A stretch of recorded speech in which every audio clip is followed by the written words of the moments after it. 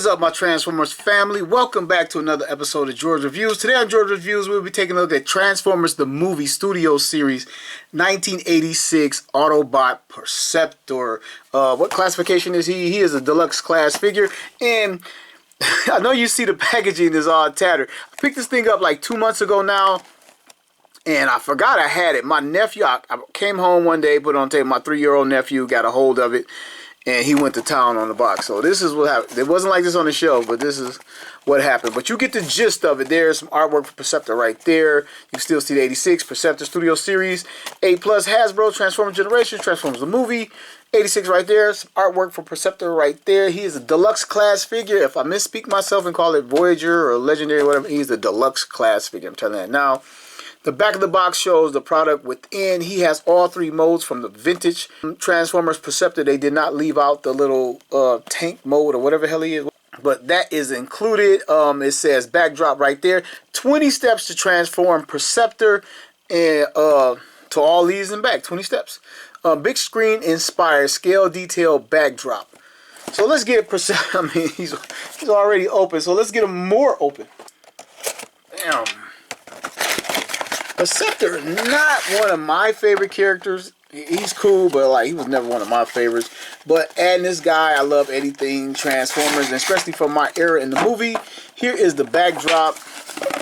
I guess this is when he comes up and says, a careful evaluation of Decepticon capabilities indicates a distinct tactical deficiency. Anyway, in the box is the don't choke on the figure thing and instruction booklet. And you know this is all puzzle play. We doing that. But this is what the instruction booklet looks like. So let's get to it. Let's pop this guy off. And all these tie-ons are not necessary. I know somebody out there. Needless the tedious unboxing. That's what I do, man. That's what I do. You know what this is. And even this part, ooh. Be careful because the microscope is back there. But even this doubles the scene. It's like in there twice, so you can like have this and not damage that. But I never keep these things. If they interconnected and made a big one, that would be awesome.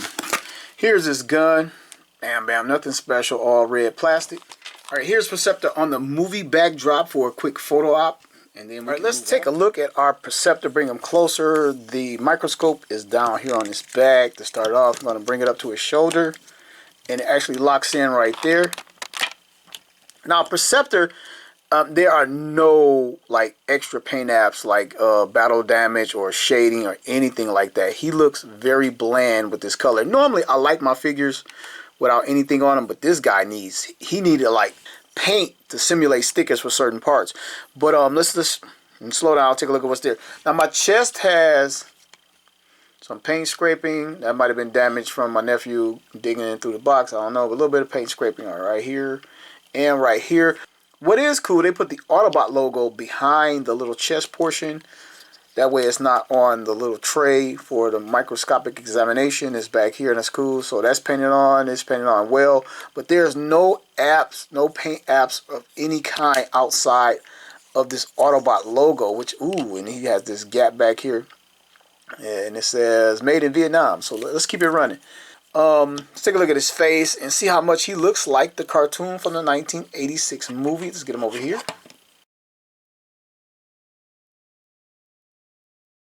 Alright, it's pretty much spot on from the cartoon, but it's just so bland in hand. Like, it really is. Like, you got the red plastic in the red parts. This little cream pearlized part right here is painted on. The forearms are this light blue plastic. Then we got this darker gray, blackish plastic for the hands and waist right here.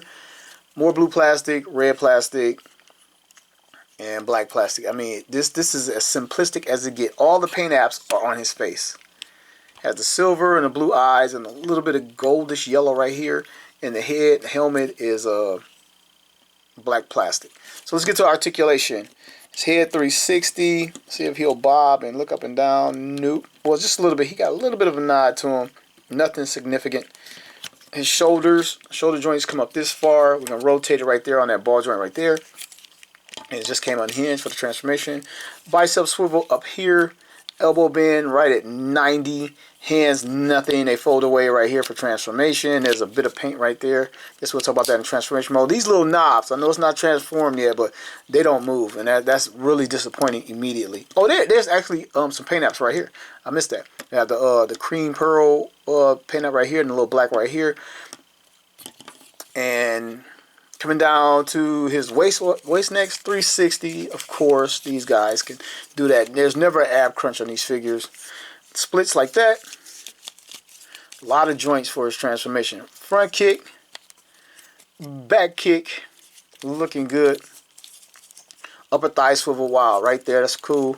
Knee bend, that knee's up a little high, isn't it? I done turned it all around. Let me see. Oh wait, here's a knee bend. Oh, this is transformation.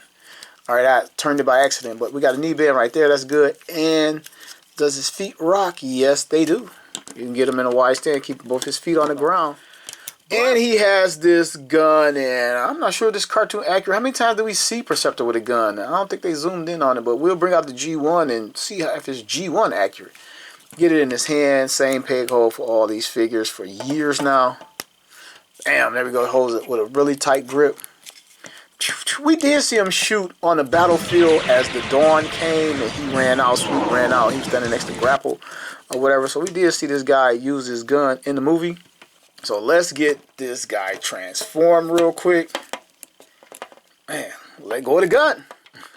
All right, we're going to turn Perceptor around and lower his head. You know what? Let's swivel it around so we can't see his face. And it sits back there and you kind of got that space. No cover at all for that thing. Then we unhinge the arms and bring them down out of the way. Unhinge this piece right here and rotate it up. And this helps the microscope lock into place. Slide it over, slide it in, and that locks our microscope. Then we take the arms and rotate them around. Wait, collapse the hands, rotate the arms around. There is like a peg right here and a port on his arm, and lock that in. Same thing on this side. Right, collapse the hand. I forgot just that fast. Rotate the arm around and take this arm, pick it in on this side so we're mostly done. Then we take the legs, wait, we bow them out like the G1, flatten the toe,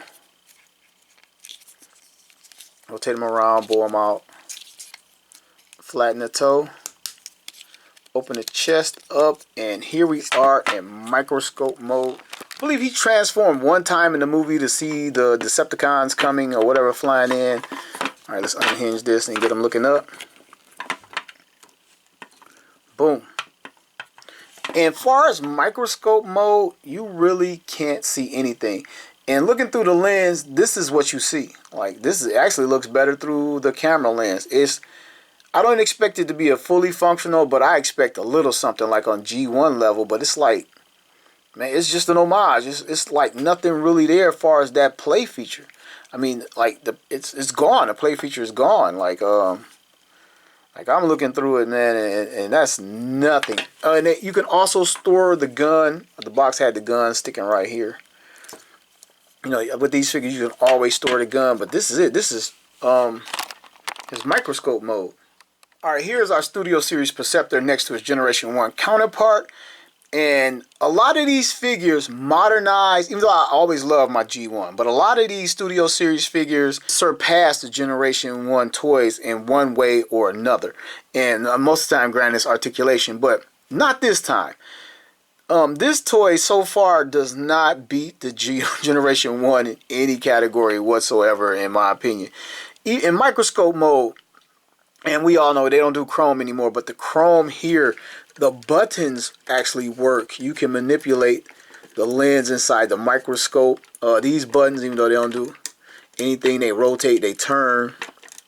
Then you have the mirror underneath the tray, the examination tray right here. And over here is just homaged as part of the robot mode. Like right here, it doesn't come out and extend. And I know a lot of people will say, well, it's a deluxe class figure, but that does not excuse it from putting in the things that are necessary for the toy to do and be what it is. And they just left a lot of stuff out, but like here where we have the sticker, normally they will translate it and make it a paint app. And here again we have another sticker, but it just didn't happen on this toy, and this toy could really use something. But cover your receptors, Perceptor. Here is Blaster in his alt mode, just to give you a size comparison how he scales towards a fellow Studio Series figure. So let's get him in his tank mode. The legs swing around the opposite way. I think that's all it is to it. We angle the body, and now this side is the gun. And I don't know, this is this is the third transformation, and this is even worse than the G1. Let's get the G1 over here. Okay, here's Perceptor, and the actual name of this is Mobile Laboratory Mode. But I mean, it's also a tank, and he would actually use this mode on a few episodes to connect. He would extend these, because these extend. I'm saying this because these don't. These would extend into Teletran 1, and he would connect to Teletran 1 when he was like trying to troubleshoot something. So this is the Generation 1, and again, it's pulled off better. The treads are more highly defined, and just look, this big old scope thing looks more like a cannon or whatever. It's just it's pulled off better. Over here, switching back to robot mode, here are the two Perceptors side by side, and the stickers make all the difference in the world. Not much in the front except for the thigh stickers, and I'm pretty sure this is animation accurate, but the toy just needs a little help.